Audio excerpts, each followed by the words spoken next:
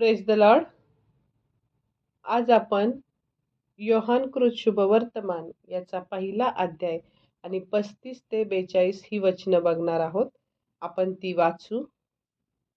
त्यानंतर दुसऱ्या दिवशी योहान आपल्या शिष्यातील दोघांसह पुन्हा उभा असता येशूला जाताना न्याहाळून पाहून म्हणाला, हा पहा देवाचा कोकरा. त्याचे हे म्हणणे त्या दोघा शिष्यांनी ऐकले व ते येशूच्या मागोमाग निघाले. तेव्हा येशू वळून त्यांना आपल्या मागे येताना पाहून म्हणाला, तुम्ही काय शोधता? ते त्याला म्हणाले, रब्बी म्हणजे गुरुजी, आपण कोठे राहता? तो त्यांना म्हणाले, या म्हणजे पाहाल. मग त्यांनी जाऊन तो कोठे राहत आहे ते पाहिले व ते त्या दिवशी त्याच्या येथे राहिले. तेव्हा सुमारे 10वा तास होता. योहानाचे म्हणणे ऐकून त्याच्या मागे जे दोघे जण गेले त्यांच्यापैकी एक शिमोन पेत्राचा भाऊ अंद्रिया हा होता. त्याला त्याचा सख्खा भाऊ शिमोन पहिल्याने भेटला तेव्हा तो त्याला म्हणाला, मसीहा म्हणजे ख्रिस्त आम्हाला सापडला आहे. त्याने त्याला येशूकडे आणले. येशूने त्याच्याकडे न्याहाळून पाहून म्हटले, तू योहानाचा मुलगा शिमोन आहेस. तुला केफा म्हणजे पेत्र किंवा खडक म्हणतील. आमेन. वचनाकडे जाण्यापूर्वी, मनन करण्यापूर्वी आपण छोटीशी प्रार्थना करू. परमपवित्र पिता प्रभू येशू ख्रिस्त व पवित्र आत्मा या त्रैक्य देवाला मान, महिमा, गौरव, सन्मान युगानुयुग असो. आज विशेष करून प्रभू जी काही वचनं आम्ही वाचलेली आहेत त्या वचनातील गूढ गहन रहस्य समजण्यासाठी पवित्र आत्म्या आम्ही तुला विनंती करतो की ये आणि आम्हाला त्या वचनाचं रहस्य समजून सांग. मुख जरी माझं असलं तरी शब्द तुझे असू दे. तुझ्याशिवाय आम्ही काहीच करू शकत नाही. आम्ही पूर्णपणे पवित्र आत्म्या तुझ्यावर अवलंबून आहे. तर तुझं आम्ही स्वागत करतो. तुझ्या उपस्थितीने आम्हाला भर. तसेच विशेष करून मुख जरी माझं असेल तरी शब्द तुझे असू दे. ऐकणाऱ्या प्रत्येकाला तू आशीर्वादित कर आणि आमच्याद्वारे तुझं गौरव होऊ दे. ही सर्व प्रार्थना धन्य तारणाऱ्या येशूच्या नावात मागते. म्हणूनच हे पित्या तू ही प्रार्थना ऐक. आमेन. आपण इथं वाचलं की दुसऱ्या दिवशी योहान म्हणजे बाप्तिस्मा करणारा योहान आपल्या शिष्यांतील दोघांसह पुन्हा उभा असता त्याने आपल्या दोघा शिष्यांना येशूविषयी सांगितले. हे आपण बघितलं. काय सांगितलं की हा पहा देवाचा कोकरा. मग तेव्हा ते ऐकून लगेच ते दोघही शिष्य येशू बरोबर गेले आणि त्या दिवशी येशूच्या सहवासात राहिले. हे आपण आत्ता वाचलं आणि आता आपण ते पण वाचलं की ते येशू बरोबर गेले तेव्हा जवळजवळ 10वा तास होता. 10वा तास म्हणजे संध्याकाळचे 4 वाजले होते. आणि मग त्यावरून त्यांनी त्या रात्री येशूकडे मुक्काम केला असेल असं आपण त्या वचनातून जाणून घेतो की म्हणजे ते त्या दिवशी तिथं राहिले असतील कारण संध्याकाळचे 4 वाजले होते.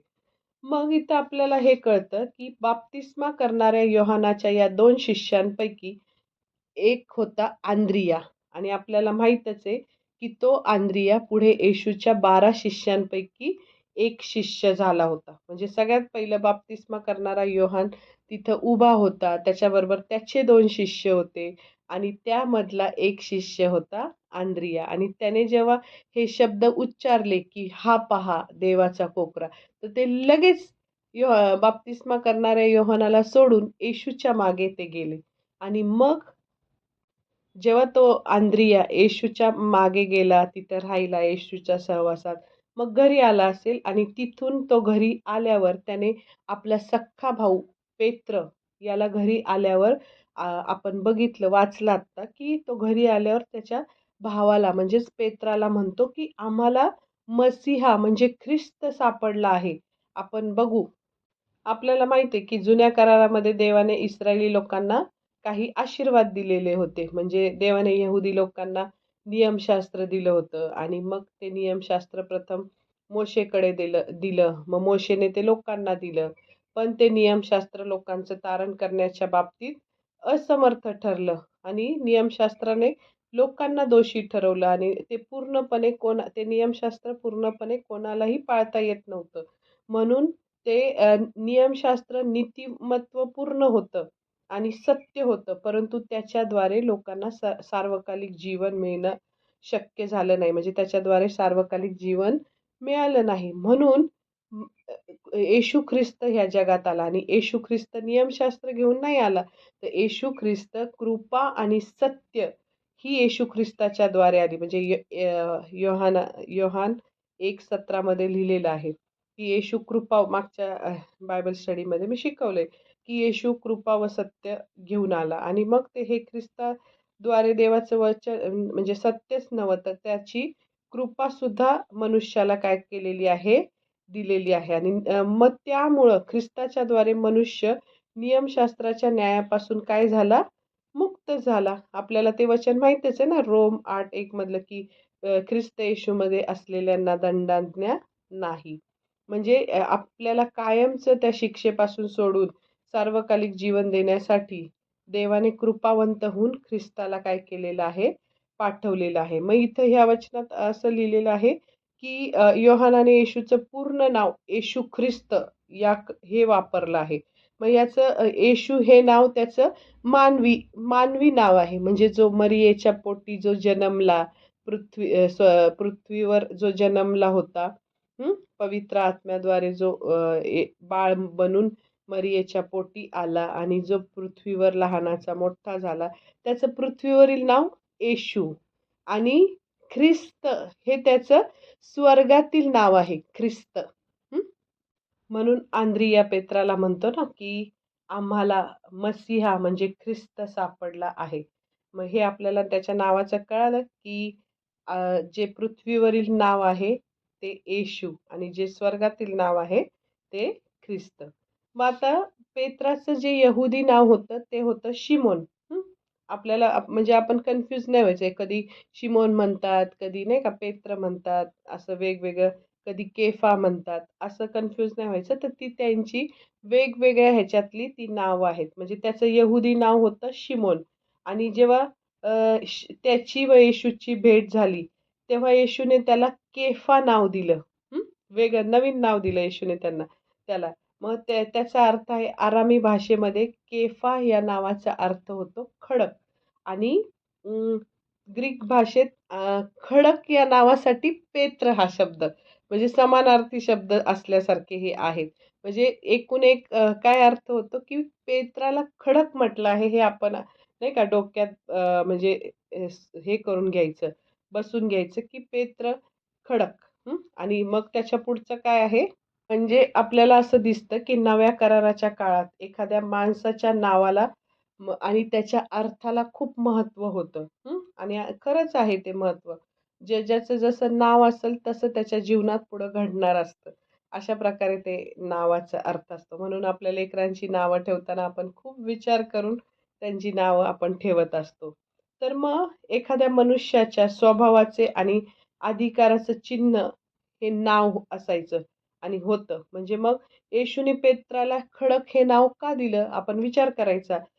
शुभवर्तमानामध्ये आपण 4 शुभवर्तमान जेव्हा वाचले, तेव्हा मत्ते, मार्क, लूक, योहान ह्याच्यामध्ये तर आपल्याला पेत्र कधी असा खडकासारखा ठाम, दृढनिश्चयी वागल्याचं आढळत नाही. खडक कसा मजबूत असतो, हालत नाही, नाही का?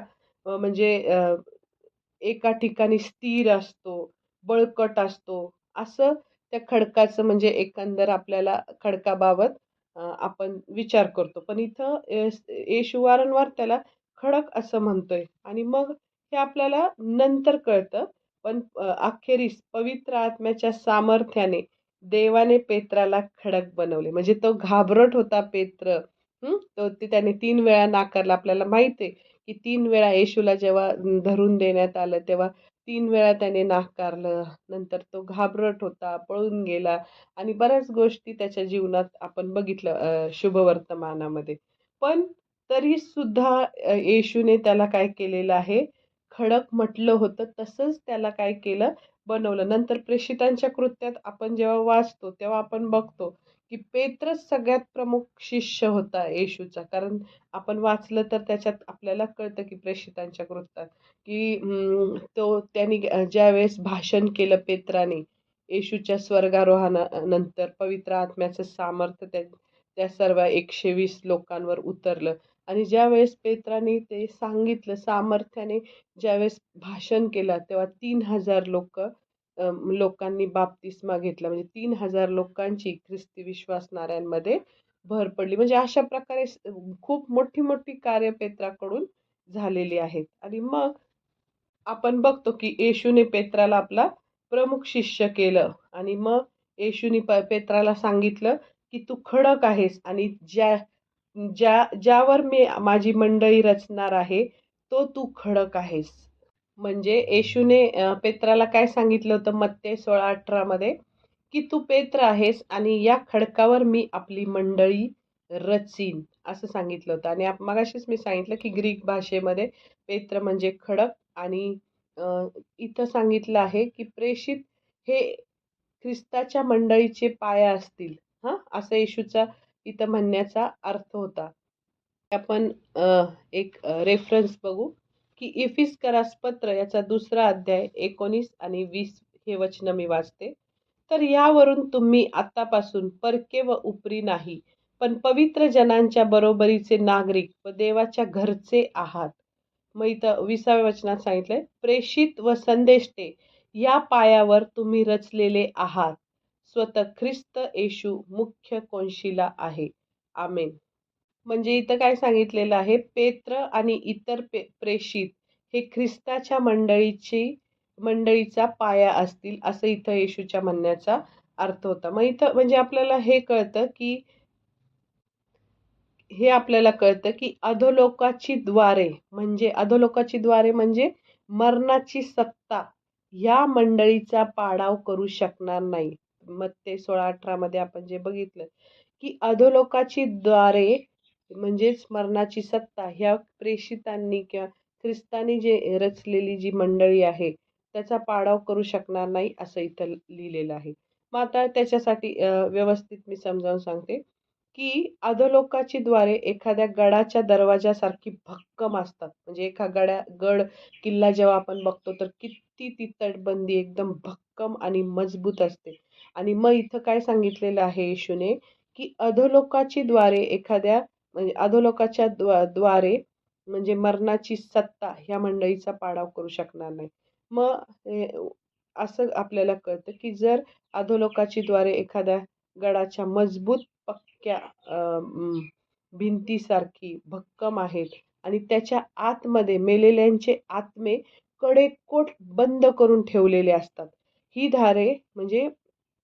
ही दारे ख्रिस्तालाही आत येऊन त्या आत्म्यांची सुटका करण्यास काय करतात, प्रतिबंध करतात. पण ही दारे कितीही मजबूत असली तरी ती ख्रिस्ताला व ख्रिस्ताच्या मंडळीला प्रतिबंध करण्यास जराही समर्थ नाही. म्हणजे पूर्वी ती ख्रिस्ताला आत येण्यास प्रतिबंध करत होती. म्हणजे ज्यावेळेस येशूने मरण सोसलं नव्हतं त्यावेळेस. पण आता तिथं येशू म्हणतो की ज्यावेळेस ही अधोलोकाची द्वारे कितीही मजबूत असली तरी ती आता ख्रिस्ताच्या मरणानंतर ख्रिस्ताला व ख्रिस्ताच्या मंडळीला प्रतिबंध करण्यास जराही समर्थ नाही.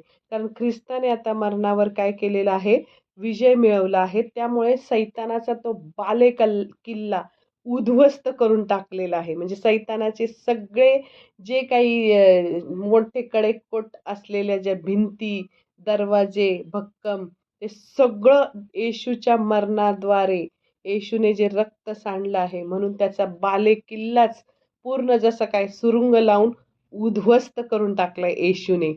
आणि तिकडच्या आतमधल्या बंदिवानांना येशूने काय केलेलं आहे, मुक्त केलेलं आहे. यशाया 61:1 मध्ये आपण वाचतो की दीनास सुवार्ता सांगण्यास नाही का मला अभिषेक दिलेला आहे. लूक 4:18 मध्ये पण तेच लिहिलेलं आहे.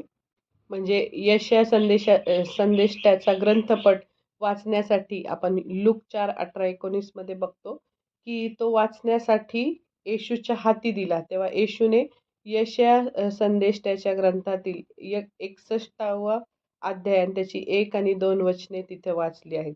आणि इथं यशयाने मसीहासंबंधी भविष्यवाणी संदेश दिला होता. आणि ही वचने वाचून खरं तर येशू स्वतःबद्दल बोलत होता. स्वतःविषयीच बोलत होता की काय बोलत होता तो की परमेश्वराचा आत्मा माझ्यावर आला आहे येशू पवित्र आत्म्याच्या सामर्थ्याने तो परिपूर्ण होता आणि त्याला अमर्यादपणे आत्मा दिला होता. म्हणजे आपण योहान 3:34 मध्ये बघतो, की त्याला अमर्याद असा आत्मा दिलेला होता आणि त्याच्यात पुढं काय वचन काय लिहिलेलं आहे? काय वाचतो येशू लूकमध्ये? की परमेश्वराचा आत्मा माझ्यावर आला आहे आणि पुढं आहे, कारण दीनास सुवार्ता सांगण्यास त्याने मला अभिषेक केला आहे. म्हणजे येशू अभिषिक्त होता, म्हणजेच तो मसीहा ख्रिस्त होता, हेही आपल्याला माहित आहे. म्हणजे तो इथं काय सांगितलं, इथं दीन म्हणजे दरिद्री लोक नाही. हं? तर दीन म्हणजे आत्म्याने दीन असे लोक. जे इथं असा अर्थ आपण घेऊ, की जे आत्म्याने दीन आहेत, तेच तारणाच्या सुवार्तेचा काय करतात? आनंदाने स्वीकार करतात. म्हणजे ते इथं काय सांगितलेलं आहे?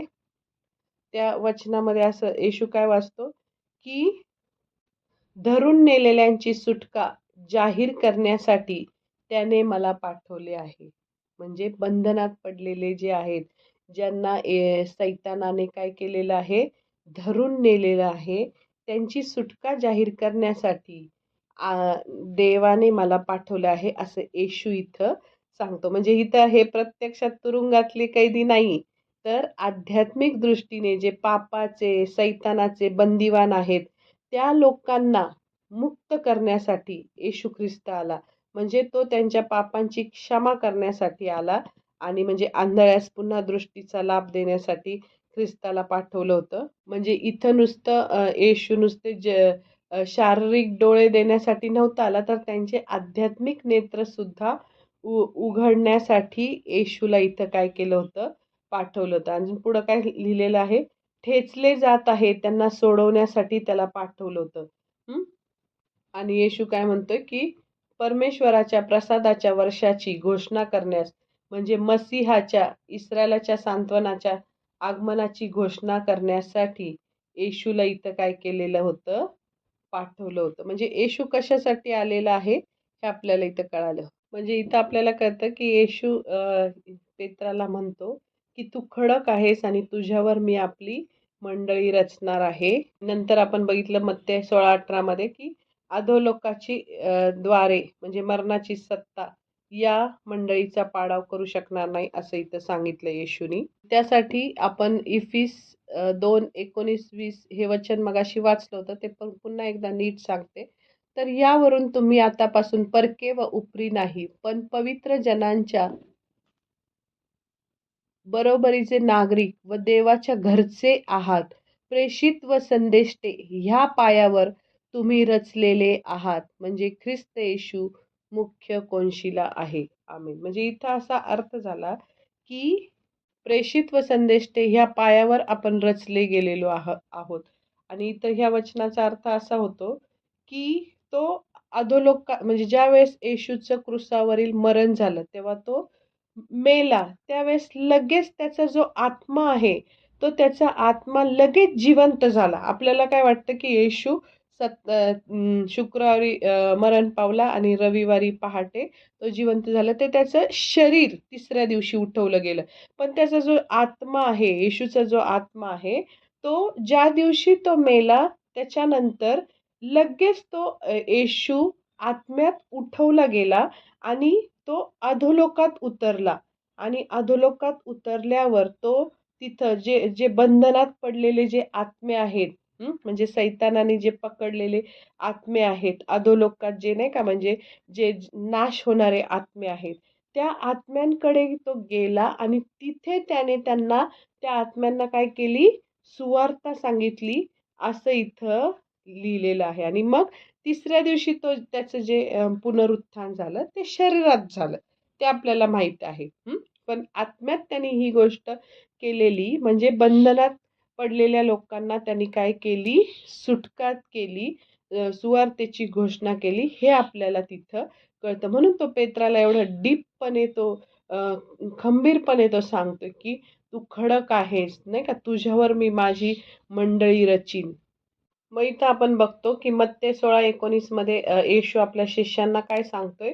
तर येशू शिष्यांना सांगते, की मी तुला स्वर्गाच्या राज्याच्या किल्ल्या देईन आणि पृथ्वीवर जे काही तू बांधशील ते स्वर्गात बांधले जाईल आणि पृथ्वीवर जे काही तू मोकळे करशील ते स्वर्गात मोकळे केले जाईल. हे सांगून म्हणजे प्रेषितांना येशूने ख्रिस्ताची मंडळी स्थापन करण्याचा आणि त्या मंडळीचे नेतृत्व करण्याचा अधिकार दिला. हे आपल्याला कळतं. म्हणजे किती महत्त्वाची गोष्ट. आपल्याला साधं आपण ज्यावेळेस योहानकृत शुभवर्तमान वाचतो, त्यावेळेस किती साधेपणाने आपण वाचतो, की नाही का, येशूला तो भेटला अंद्रियाने आपल्या भावाला आणलं पेत्राला आणि मग येशू सहजपणे त्याला बोलला, की मी तुझ्यावर आपली येशू त्याला म्हटला, की तू खडक आहेस. पण त्या ह्या खडक आहे त्या म्हणण्यामागं त्याचे काय काय अर्थ आहेत हे आपल्याला इथं कळतंय. म्हणजे येशूने त्यांना काय केलं, पेत्राला उद्देशूनच हे म्हटलं असं नाही, तर सर्व प्रेषितांना पण उद्देशून हे म्हटलं आहे, की म्हणजे मत्तेमधल्या जो आत्ता आपण वचन वाचलं त्यामध्ये, की स्वर्गाच्या राज्याच्या किल्ल्या तुम्हाला काय केलेल्या आहेत, दिलेल्या आहेत. म्हणजे मत्ते 18:18 मध्ये सांगितले आहे, की स्वर्गाच्या राज्याच्या किल्ल्या तुम्हाला दिलेल्या आहेत आणि ह्या किल्ल्या त्यांना मिळाल्यामुळे तारणाचा संदेश सांगण्यासाठी आणि तारणासाठी विश्वास ठेवणाऱ्या सर्वांना मंडळीमध्ये सामील करण्याचा अधिकार त्या काळी प्रेषितांना काय झाला, प्राप्त झाला. आणि मग दाविदाची किल्ली कुणी धारण केली आपल्याला माहित आहे, की दाविदाची किल्ली धारण करणाऱ्या ख्रिस्ताने काय केलं, आपली स्वतःची किल्ली आपल्या प्रेषितांना दिली. किती छान अर्थ आहे ना.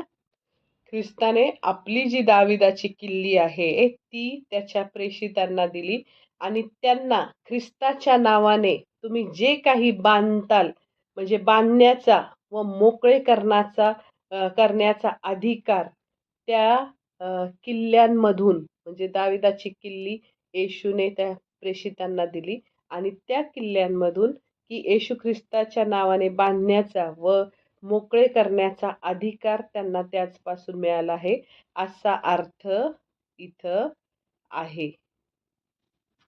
म्हणजे याचा अर्थ काय, की हा अधिकार त्या प्रेषितांना येशूपासून मिळाला. म्हणजे याचा अर्थ असा, की सत्य सिद्धांत काय आहे? कारण त्यावेळेस जुने जे यहुदी लोक आहेत ते वेगळ्या ह्याच्याप्रमाणे वागायचे आणि म्हणजे त्यांच्यात दोन, एक ख्रिस्ताला मानणारे, एक ख्रिस्ताला न मानणारे, बरंच असं त्यांच्यात विविध म्हणजे वादविवाद असायचे.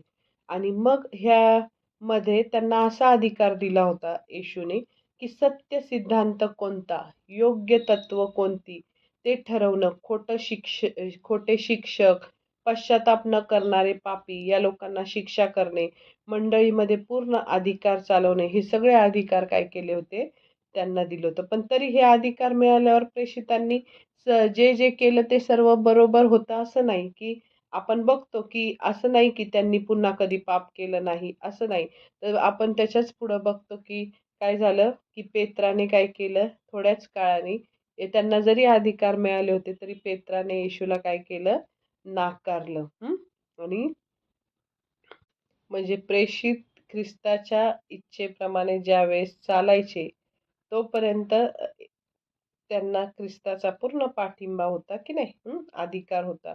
अशा संदर्भात म्हणजे हे आपल्याला असं कळतं. एकंदर आपण बघतो की ज्यावेळेस ते प्रेषित येशूच्या इच्छेप्रमाणे वागायचे तेव्हा प्रेषित जे काही पृथ्वीवर निर्णय घेत तोच ख्रिस्त स्वर्गामध्ये कायम करीत असे. आपण बघतो ना की कित्येक चमत्कार त्या प्रेषितांनी केले. पेत्राने म्हणजे त्या लंगड्या भिकाऱ्याला बरं केलं. म्हणजे हे सगळं त्यांचं येशूच्या नावात उठ आणि चालू लाग हे सगळं स्वर्गातून केलं जातं की नाही.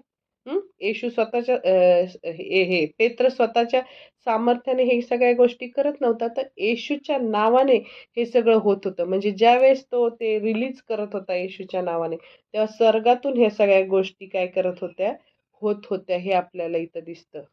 मग इथं पुढं आपण बघतो की येथे येशू, पेत्र आणि आंद्रिया यांच्या भेटीचं वर्णन केलेलं आहे. म्हणजे नाही का. मग आपल्याला असं कळतं की मार्क पहिला अध्याय 16 ते 18 या वचनामध्ये जर आपण वाचलं तर तेव्हा तिथं येशूने त्यांना असं बोलला होता की येशूने त्यांना सर्वस्व सोडून माझ्या मागे या व माझे शिष्य व्हा असं प्रत्यक्ष पाचारण केलं होतं आणि त्यापूर्वी ही भेट होती. हे आपल्याला इथं कळालं. तर मग तर त्यांना आधी कळालं होतं की येशू ख्रिस्त हाच मसीहा आहे. आंद्रियाने पेत्राला सांगितलं होतं, त्यांनी ओळखलं होतं. पण तरी मसीहा नेमका काय करणार आहे हे त्या दोघांना पण पुरतं कळालेलं नव्हतं. पुरेसं ज्ञान त्यांना झालेलं नव्हतं. म्हणजे त्यांना वाटत होतं की पृथ्वीवर जसे इतर राजे काय करतात, त्यांचं राज्य स्थापन करतात, तसं पृथ्वीवरील इतर राजाप्रमाणे मसीहा देखील इस्रायलाचं राज्य पृथ्वीवर पुन्हा स्थापन करील आणि इतर यहुदी लोकांप्रमाणे त्यांनाही असं वाटत होतं, म्हणजे हे सगळं असं होईल म्हणून. पण वास्तविक पाहता येशू काय होता?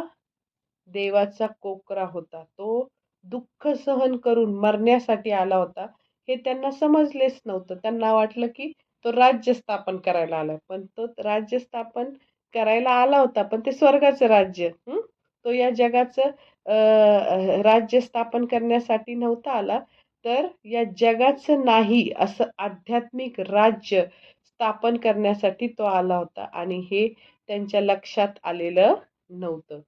मग आंद्रियाने शिमोन पेत्राला येशूकडे आणले. ही त्याने ख्रिस्ताच्या मंडळीची खूप महान सेवा केली. बघा ह्याच्या उदाहरणातून आपल्याला किती मोठं रहस्य उलगडून समजले की ज्या वेळेस तो योहानाचा शिष्य होता आंद्रिया. जेव्हा योहान बोलला, "हा पहा देवाचा कोकरा."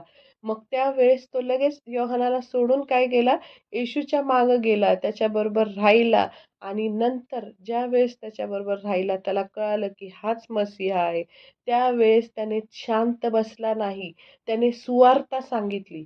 त्याने अनेकांना, म्हणजे सगळ्यात पहिलं आपल्या घरात जाऊन सुवार्ता सांगितली. आपल्या भावाला जाऊन सुवार्ता सांगितली की मसीहा म्हणजे ख्रिस्त आम्हाला सापडला आहे. म्हणजे ही त्याने घरात सांगितल्यानंतर अनेकांना त्याने येशूविषयी सांगितलं असेलच. ज्या अर्थी त्याने घरात सांगितलं त्या, आणि लगेच त्याचं ऐकून पेत्र पण लगेच आला की नाही येशूकडं, आणि हे दोघंही येशूचे 12 महान शिष्य झाले. त्यामधले हे 2 भाऊ होते, पेत्र आणि आंद्रिया. तर येशू ज्या पायावर आपली मंडळी उभारणार होता, तो खडकच त्या आंद्रियाने काय केला होता? येशू जवळ आणला होता. म्हणजे तो खडक कोण होता? पेत्र. आणि मग आता आपल्याला इथं कळतं की नाही का, योहान शुभवर्तमानामध्ये आंद्रियाचा उल्लेख 3 वेळा आलेला आहे आणि प्रत्येक वेळी त्या आंद्रियाने कोणाला तरी येशूकडे आणले असंच आपल्याला दिसतं. म्हणजे येशूच्या भेटीसाठी तो प्रत्येक वेळी कुणाला ना कुणाला तरी आंद्रिया घेऊन येतोय. मग तसंच आपण करतो का? आपल्याला ज्यावेळेस येशू ख्रिस्त हाच खरा देव आहे हे जेव्हा कळतं, त्यावेळेस आपण इतरांना त्याच्याबद्दल सांगतो का? की तुम्ही येशूवर विश्वास ठेवा. येशू हाच खरा जिवंत देव आहे. हे आपण इतरांना सुवार्ता सांगतो का? आता आपण ह्या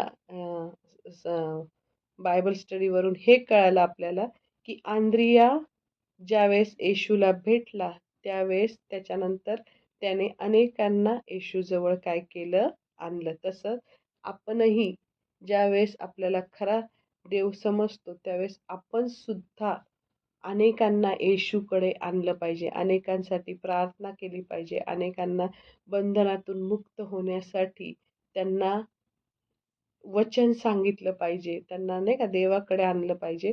ह्या गोष्टी आपण केल्या पाहिजे. तर येशूला आपल्या म्हणजे आपल्या वागण्यातून काय होतो? आनंद होतो.